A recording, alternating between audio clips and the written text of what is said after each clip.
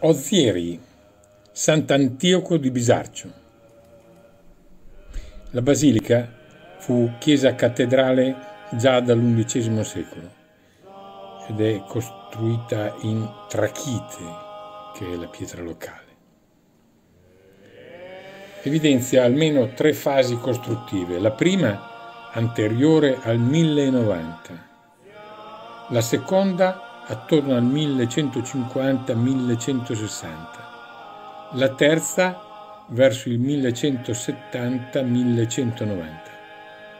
Il complesso della chiesa, con esclusione del portico, rientra negli schemi tipici del romanico pisano, mentre gli elementi decorativi si devono attribuire ad un gusto francese, ma sono certamente rinvenibili anche caratteri riferibili al romanico lombardo.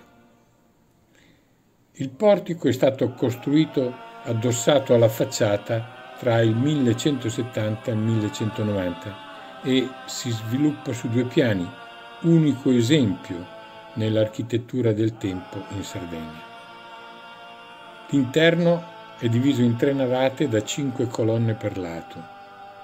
È una delle più grandi chiese romaniche della Sardegna.